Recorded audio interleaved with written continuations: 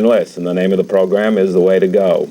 I invite you to join me each week at this time as we explore places to go and things to do. Today we're going to take you to the zoo. We're actually going to take you through the means of some videotape of animals, cute little baby animals for the most part, at the zoo, while I'm talking to our guest. And the guest today is Carole Ferster, who is the coordinator of volunteers at the Bronx Zoo. Carole, a lot of things are happening at the zoo. Yes, one of them is basically a change in the name. And what's happening? Well, the Bronx Zoo is part of the New York Zoological Society, and the society encompasses many organizations. The zoo in Central Park, Prospect Park, Queens, and so forth. And we're trying to make sure that everybody knows that, and make sure let's get those elements now. We got the Bronx Zoo, of course. Bronx Zoo. And we've got the Central Park Zoo. Flushing Meadow Zoo in Queens. Queens Zoo. Prospect Park Zoo, which will open in about a year. That's a new one. The New York Aquarium in Brooklyn. Right. And Wildlife Conservation International, which is our research arm, located at the Bronx Zoo, with researchers all over the world. And there's a scientific arm off the coast of Georgia called St. Catherine's Island, where we do only breeding. And there's also a scientific arm at the aquarium where they do research on marine animals. We'd like everybody to know that, so we are becoming the NYZS, the Wildlife Conservation Society, and the title, Wildlife Conservation, will be part of the title of every one of those facilities. So the Bronx Zoo will be the Bronx Zoo, the International Wildlife Conservation Park, and Central Park Zoo. Now, wait a minute now. Yes. The Bronx Zoo is no longer going to be the Bronx Zoo? It certainly will be. It's going to be the Bronx Zoo. It's going to be in the Bronx, but we want people to know it also as the International Wildlife Conservation Park. Like a subtitle. Like a subtitle, because it is actually a much broader organization than just the Bronx Zoo. Yeah, now I said that we're going to take our viewers to the Bronx Zoo today, right. And you brought along some wonderful videotape of the zoo babies, which we will kind of put on the screen while we're talking so people can actually visit the zoo while we're having our discussion today. The zoo babies brings up an interesting point. There is some thrust at the zoo that really talks about breeding. And so babies are a very important part of the zoo. Absolutely. What is the overall thrust? The overall thrust is breeding and conservation, education and recreation. Those are the three things we want to accomplish with the Bronx Zoo and with the entire Zoological Society. Breeding, particularly of endangered species, so that we can have the species in conservation parks, so that we can save them, hopefully for 200 years minimum, so that when humanity comes to its senses and begins to save the environment that these animals come out of, there will be animals to put back there. Yes, we're talking about quite a number of different animals. You have brought along some very interesting video of a rhinoceros and showing the growth almost from the birth, actually from the birth. Right down to when it's 3 years old or so, and I think that's a fascinating bit of film that we're seeing here today. And you can't tell it at this point in time, her from her mother. She has, grown that large, and we'll probably be breeding her herself when she gets ready, so that we can perpetuate her genetic line. Is it more difficult to breed some animals than other animals? Oh, yes, absolutely. Some animals are very particular about their mates, just like humans, or maybe more so than humans. And when you have only a few in a zoo, if they don't like each other, sometimes you have to do other things to encourage them to breed. Sometimes sometimes you have to separate them and then put them back together again, because in the wild they live alone. So we have to. And Wildlife Conservation International helps with that. Study them in the wild. See how they behave.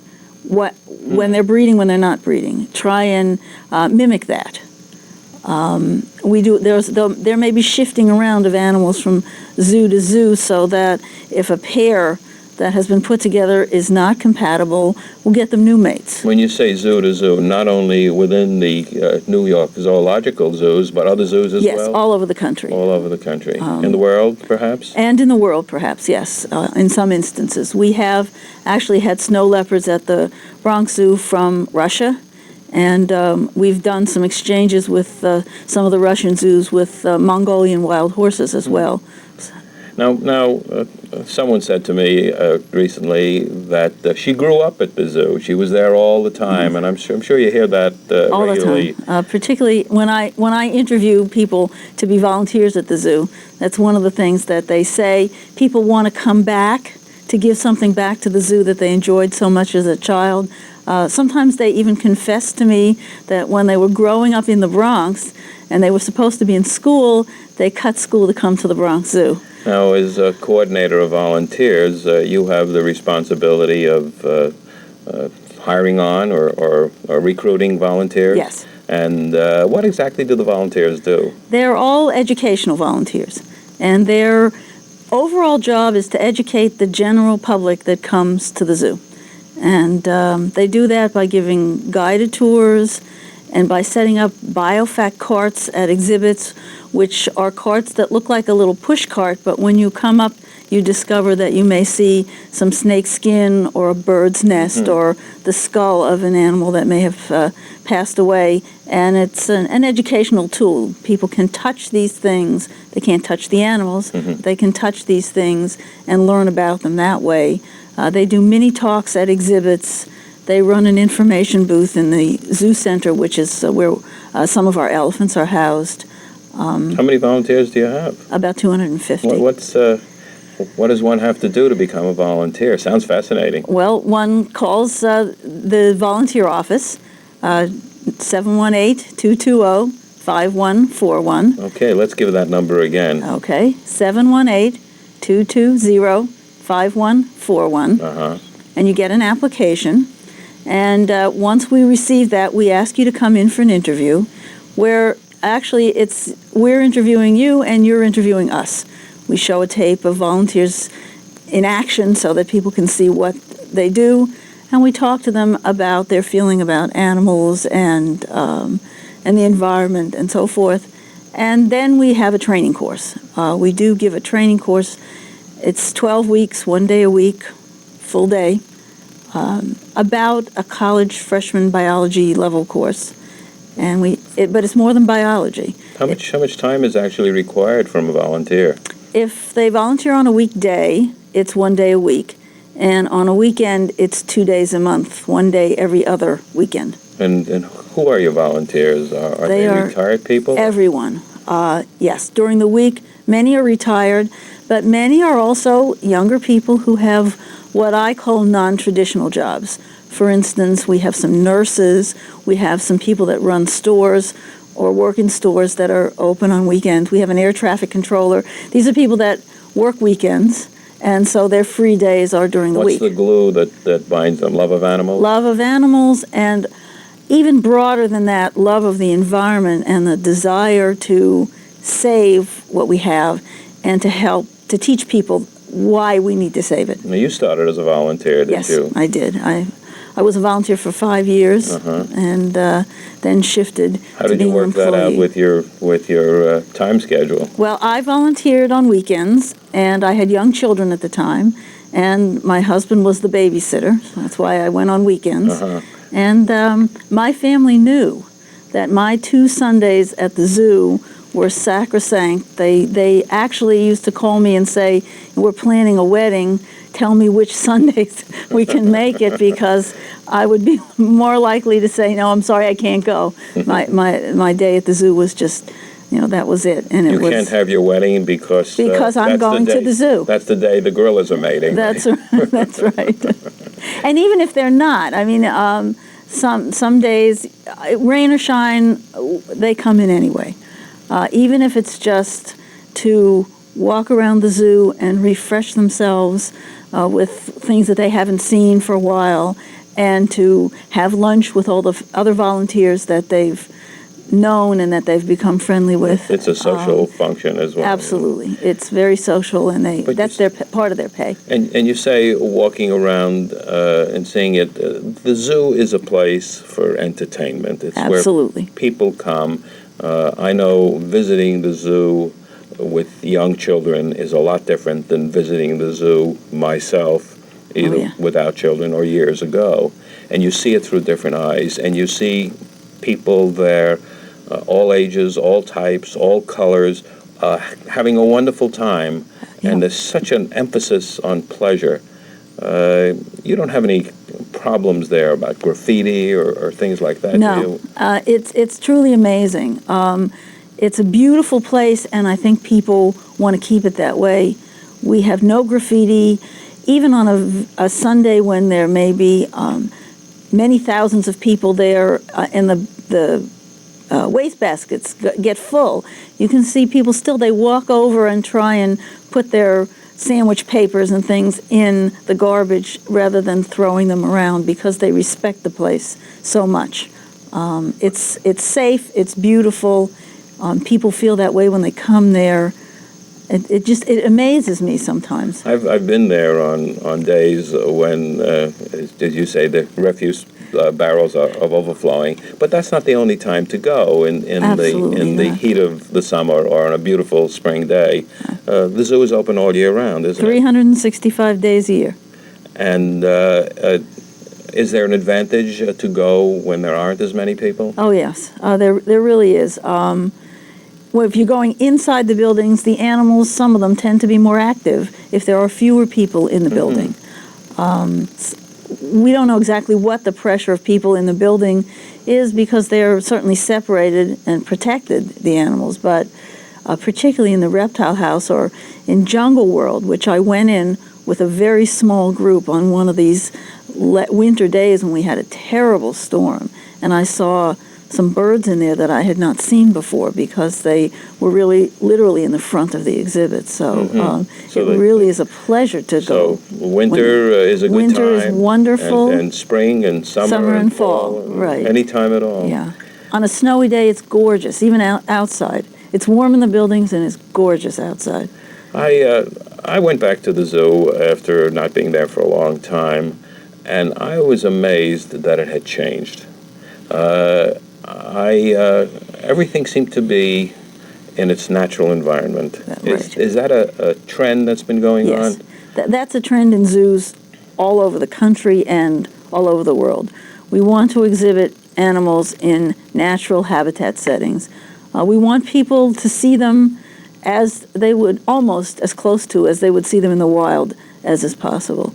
It's wonderful for people. It's good psychologically for people to see animals that way, as well as being better for the animals. Yeah, I particularly noted that the elephants, for example, that you're walking along the path and there's an opening in the bushes and the elephants are there. There's no sign of moats or cages or buildings. Right. And then you walk a few steps further and there's another opening that you can see through, and you see the elephants from another angle. Right. And I guess that's the same everywhere. Yes, yeah, that's the goal. We're trying to do that. Where are the buildings? Well, if you walk through the zoo, you'll notice a lot of greenery, and the buildings are hidden behind the greenery, because in New York, where we get cold winters, almost every animal has to have a building to retreat into if the weather gets really bad. And is it their choice to decide? With some animals it is, and with some it is not. They don't have a choice about going in at night. Every animal is taken in at night. Yeah, someone once said, what do you get when you cross a tiger with a parrot? And the answer said, I don't know, but when it talks, you better listen. How do you tell a tiger to go inside? Or an elephant? Usually it's his dinner that is waiting inside.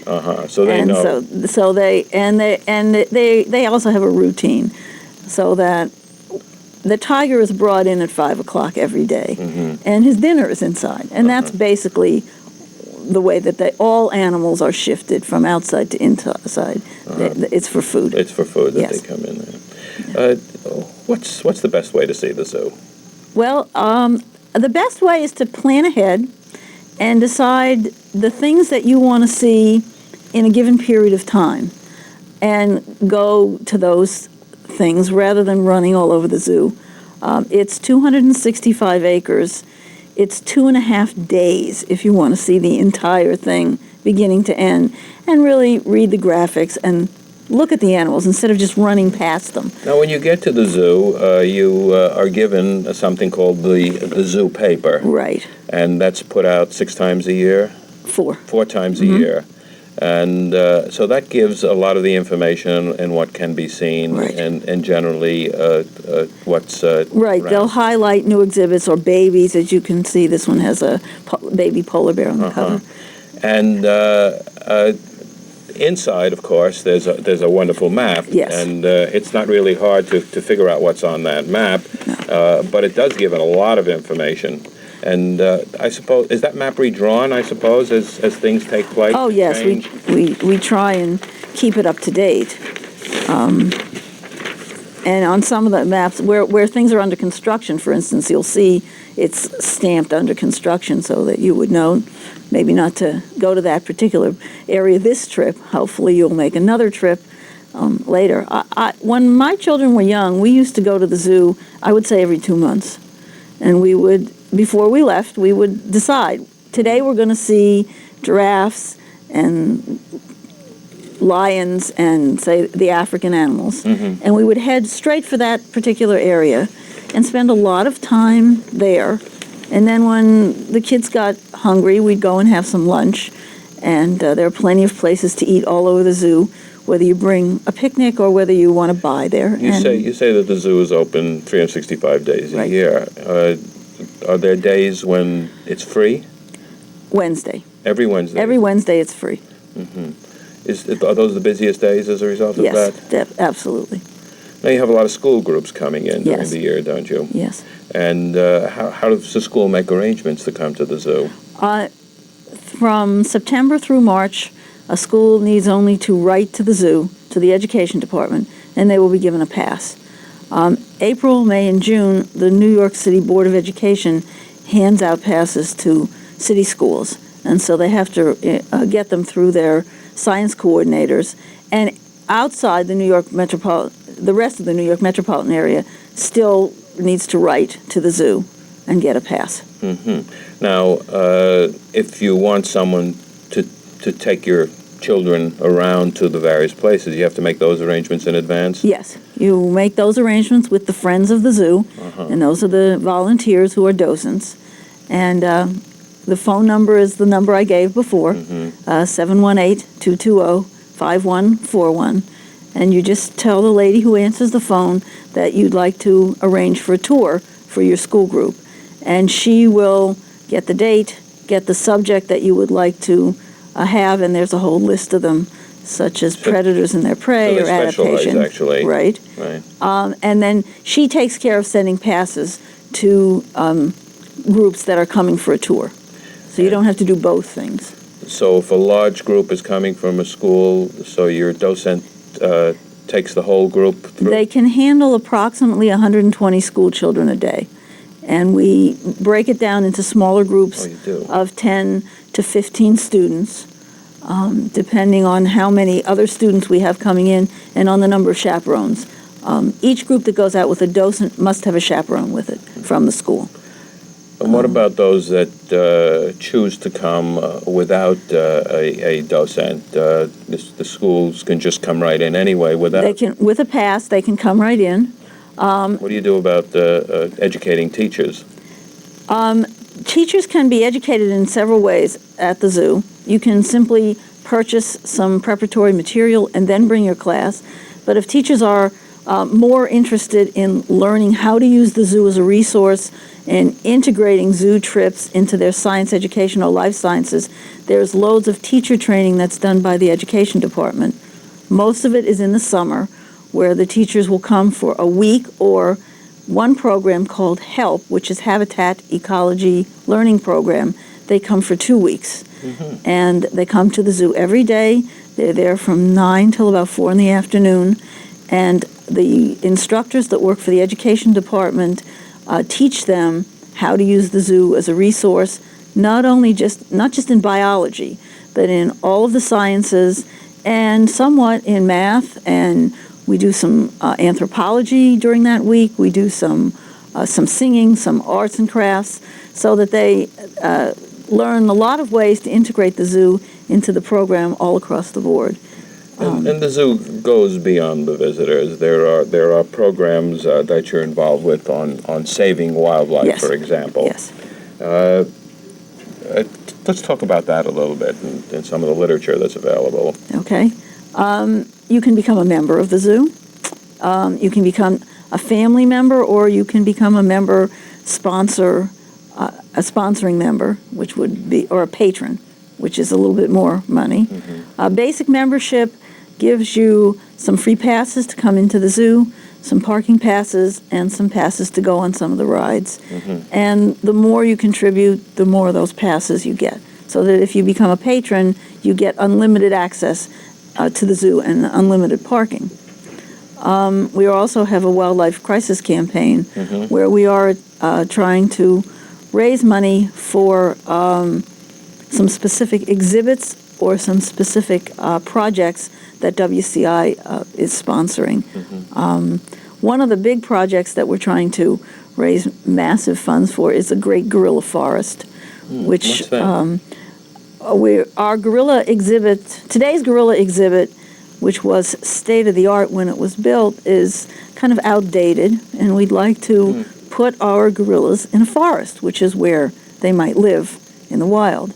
And so one whole corner of the zoo is going to be the Great Gorilla Forest, and it's one of the projects that the Crisis Campaign is raising money for. Mm-hmm. There's something called Sponsor a Species. Yes. What exactly is that? We have a number of species that are critically endangered in the wild, and that we are trying to both breed and raise in the zoo and simultaneously save them in the wild and save their habitat in the wild. And if people are interested in specific animals, snow leopards, rhinos, elephants, several others, they can call the zoo and say that they're interested in sponsoring that species, and their money will go directly into the saving of that particular species. It's a very specifically oriented type of program. Yes. And the money all goes through WCI or into the breeding program. None of that money will go into running the zoo, per se. We haven't talked about some of the very specific attractions that are at the zoo that are different than just going around and deciding a small portion. Let's talk about that a little bit. Okay. For instance, Jungle World. What exactly is that? Well, in Jungle World, we took 3 different types of rainforest habitat, and we made 3 very large exhibits in a building. The biggest is a rainforest. Once you step into that part of the building, you can imagine that you are in a jungle in Asia, and botanically it is accurate. In other words, there are the huge buttress trees and the lianas and the vines that hang down. The mural is painted, the background is painted as a large mural, so you don't see walls. Looks like you're looking right through the jungle. And there's a mixture of animals, so you can see there are several different primates. There are some crocodiles in the river. There are loads of birds flying freely about the exhibit from one to the other. There's a black leopard pair in one little corner, looking as though they might be wanting to eat some of the monkeys for dinner, although, of course, there's no way for them to get at them. How are they separated? There's glass. It's glass in between them. Mm-hmm. And then there are some rides, too, that you can take it to. Yes. And the rides actually don't run in the winter, but they do run spring, summer, and fall. And there's a monorail where you see other Asian animals. These would be Asian animals that live in grassy plains or in deciduous forest. There is a tractor train that will take you halfway around the zoo. So if you get tired and your car is clear on the other side of the zoo, well, you can get on the tractor train and do that. There's a sky-fari, which is buckets overhead, which is another wonderful unusual way to view the zoo. It goes right over the gorilla exhibit and over some of the other animals. Now, these animals that you see when you're taking the monorail, they're out in these planes. Do they come in every night? Yes, as well? they come in at night also. So there are actually, I did take that ride, and it seemed that they were in their natural environment. Yes, and you couldn't see the buildings. I couldn't see any buildings That's at all. That's because your monorail car faces you forward, and the buildings were behind you. And so they come in the same way. So they all do come in at night. Almost all of them come in to some kind of a building at night. That is so that if they need medical treatment, they're used to coming in. We don't ever have to go out and dart an animal in order to treat it.